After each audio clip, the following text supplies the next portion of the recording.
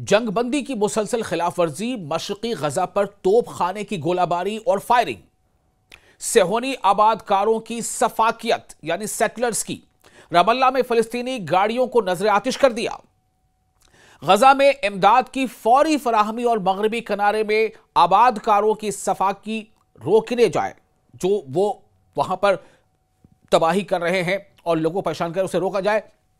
ये खुद अक़वाम मुत्तहिदा अपील कर रहा है।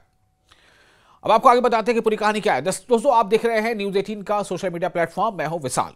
जंगबंदी की मुसलसल खिलाफ वर्जियों के तसलसल यानी कॉन्टिन्यूटी में काबिज इसराइल फौज ने गजा पट्टी में एक बार फिर जारहियत का मुजाहरा करते हुए फजाई हमले किए हैं, एयर स्ट्राइक्स किए हैं, तोप खाने से शदीद गोलाबारी की है, अंधाधुंध फायरिंग की है और गजा पट्टी के मशरकी इलाकों में यानी पूर्वी क्षेत्र में शहरियों के घरों को बेस्मार कर दिया है। यह सब कुछ तब हो रहा है, मैं फिर दोहरा रहा हूं, जब दुनिया को यह पता है कि सीज फायर लागू है, जंग बंदी लागू है, तब यह सब कुछ हो रहा है। जो सोशल मीडिया के जरिए से और बहुत सारे ऐसे जो मकामी जराए हैं, जो लोकल सोर्सेज हैं, उनके मुताबिक काबिज इसराइल की फौज ने तोप खाने के जरिए गजा पट्टी के शुमाली इलाकों के अतराफ को निशाना बनाया। शुमाली मतलब उत्तरी क्षेत्र के आसपास के इलाके को निशाना बनाया। इसी तरह काबिज अफवाज की बख्तरबंद गाड़ियों ने, जो तोप खाने हैं, जो टैंक्स हैं, उन्होंने गजा पट्टी के जुनूब में यानी साउथ में वाक़ शहर खान यूनुस के जुनूब मशरकी इलाके में फायरिंग की। जुनूब मशरकी यानी उत्तर पूर्वी इलाके में, यानी कोई ऐसा इलाका गजा का बाकी नहीं है, चाहे वो उत्तरी इलाका हो, चाहे दक्षिणी हो, चाहे पूर्वी हो, चाहे पश्चिमी हो, और चाहे फिर वो सेंट्रल हो यानी केंद्रीय, ये कभी यहां कभी वहां।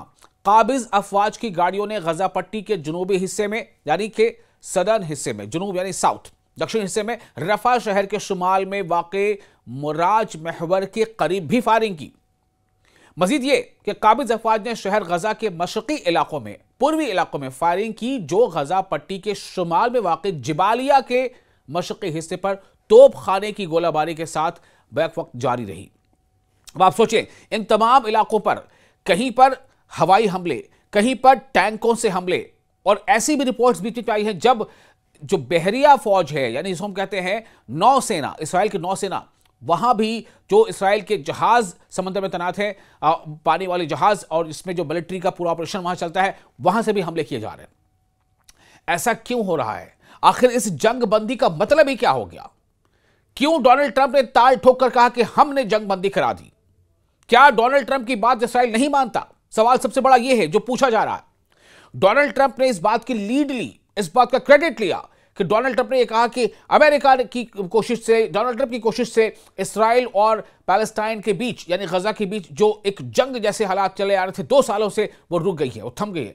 कोई दो राय इसमें नहीं है कि वाकई वो उस पैमाने पर नहीं हो रही है, लेकिन 500 से जायद मरतबा 2 महीनों के अंदर 500 से जायद मरतबा, आप सोचें कि 10 अक्टूबर को जंगबंदी नाफिज हुई है, 10 अक्टूबर से 10 नवंबर, 10 नवंबर से 10 दिसंबर, यानी 2 महीने से कुछ ही दिन ज्यादा हुए हैं, और इस बीच 500 से जायद मरतबा जंगबंदी की खिलाफ वर्जी इसराइल कर चुका है। काबिज इसराइल मुसलसल इस सीज फायर की खिलाफ वर्जियां कर रहा है जो उसने तहरीक मज़ाहमत इस्लामी हमास के साथ तय किया था। और न सिर्फ यह कि वो जंगबंदी का जो है वो उल्लंघन कर रहा है, उसकी खिलाफ वर्जी कर रहा है, बल्कि उसने हमास के सेकंड लाइन के एक टॉप लीडर को भी मार गिराया, जबकि जंगबंदी नाफिज है। और ऐसी भी खबर है कि अमेरिका यानी डोनाल्ड ट्रंप ने कहा है कि अमेरिका इस बात की जांच करेगा, लेकिन उसके बाद क्या होगा? इन उल्लंघनों का यानी जंगबंदी की खिलाफ वर्जियों के नतीजे में गुज़िश्ता अक्टूबर से अब तक 393 फिलिस्तीनी लोगों की जानें जा चुकी हैं और तकरीबन 1200 लोग जख्मी हो चुके हैं। ये 1200 लोगों के जख्मी होना और तकरीबन 400 लोगों की जाने जाना, ये कब हो रहा है? जब जंगबंदी लागू हुई। भाई क्या है कि जंगबंदी? ये कैसी जंगबंदी है? ये कैसा सीज फायर है? सीज फायर के बावजूद 400 लोगों की जान इसराइल ले रहा है हमले करके। और जब इसराइल के किसी मामले में इक्का दुक्का 2000 लोग जब मारे जाते हैं तो तकलीफ वहां भी होती है, वहां भी एक इंसानी जान जाती है, लेकिन उसका शोर ज्यादा होता है। तब नेतन्याहू के बड़े बड़े बयान आते हैं। अभी जब ये जंगबंदी नाफिज है, कहां है वो तमाम मीडिएटर मुल्क, देश? कहां है अमेरिका जिसने सीज फायर करवाया था? क्यों सीज फायर की बार बार खिलाफ वर्जी हो रही है? यह सवाल अमेरिका इसराइल से आखिर कब पूछेगा? यह मुआहिदा उस नस्ल कुश जंग के खात्मे का सबब बना जो काबिज इसराइल ने 8 अक्टूबर 2023 को शुरू की थी और जो 2 बरस तक जारी रही। इस जंग में 70,000 से जायद, और कुछ रिपोर्ट्स की माने जो गैर तस्दीकशुदा हैं, उन रिपोर्ट्स के मुताबिक 1 लाख से भी कहीं ज्यादा फिलिस्तीनी लोगों की जानें जा चुकी हैं इन 2 सालों में। 171,000 से ज्यादा अफराद जख्मी हुए और वसी पैमाने पर तबाही फैली।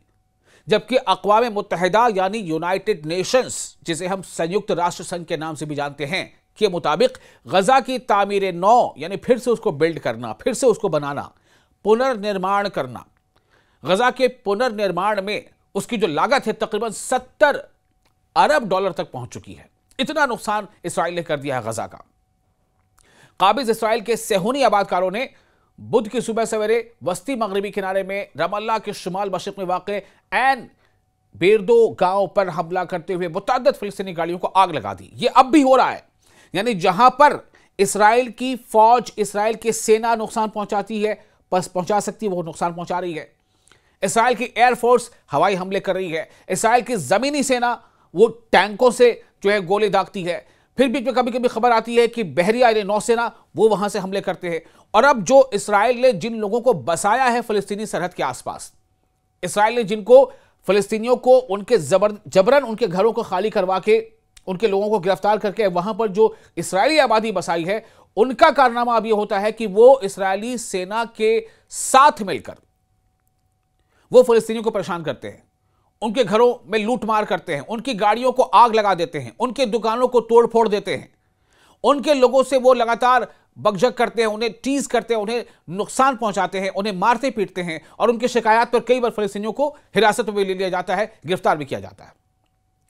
तो जो लोकल सोर्सेज है उनके मुताबिक आबादकारों का यानी कि इसराइली सेटलर्स का जो फिलिस्तीनी जमीन पर जबरदस्ती इसराइल ने बसाए हैं वहां, उन लोगों का एक गिरोह वो गांव में दाखिल हुआ और घरों के सामने खड़ी कई फिलिस्तीनी गाड़ियों को उसने आग के हवाले कर दिया, जबकि दीवारों पर नस्ल परस्ताना और नफरत अंगेज नारे भी तहरीर कर दिए।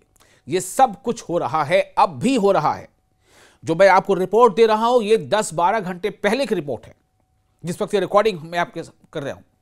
तो जो सोर्सेज से जानकारी मिल रही है उसके मुताबिक आबादकारों ने, जो इसराइली सेटलर्स हैं, उन्होंने दीवारों पर जो धमकियामेज पैगामात लिखे हैं उन पर कतायबुल मुल्क दाऊद का नाम दर्ज था। मगरबी किनारे में हमलों की जिम्मेदारी कबूल करने के लिए वहशुल तलाल और कयालुल तलाल जैसे शिद्दत पसंद सेहूनी गिरोह इसी नाम का इस्तेमाल करते हैं।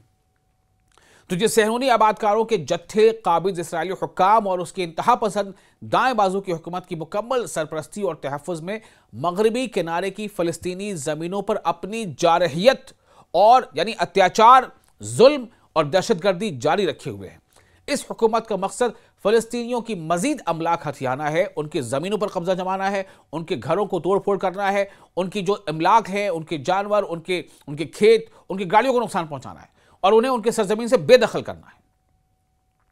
अब इसका अंजाम क्या होता है? सुनने में तो ये आई है, सुनने में ये बात आई है कि अमेरिका ने जो इसराइल के हमले में फ़लस्तीन के सेकंड रैंक के एक बड़े कायद की जो मौत हुई है, जिनको फ़लस्तीनी का कहना है कि शहादत हुई है, उसके बारे में अमेरिका कह रहा है कि इस पर छानबीन करेंगे, इसकी जांच करी जाएगी कि आखिर सीज फायर में ऐसा कैसे हो गया। लेकिन क्या वाकई अमेरिका वो सब कुछ सिद्क दिल से चाहता है? क्या अमेरिका को पता नहीं है कि इसराइल क्या कर रहा है? क्या अमेरिका को मालूम नहीं है कि इसराइल जो कुछ कर रहा है उसमें अमेरिका का भी उन्हीं पैसों का इस्तेमाल करता है जो अमेरिका उनको मदद के तौर पर देता है? अरबों खरबों देता है अमेरिका इसराइल को, पैसे की मदद, हथियारों की मदद और न जाने क्या क्या। तो सवाल अब यह पैदा होता है कि आप आखिर मदद करते हो और फिर आप ये चाहते हो कि वो जो है वो हमले भी ना करे। आप तो शायद आपकी मंशा क्या है? सवाल तो सबसे बड़ा ये है।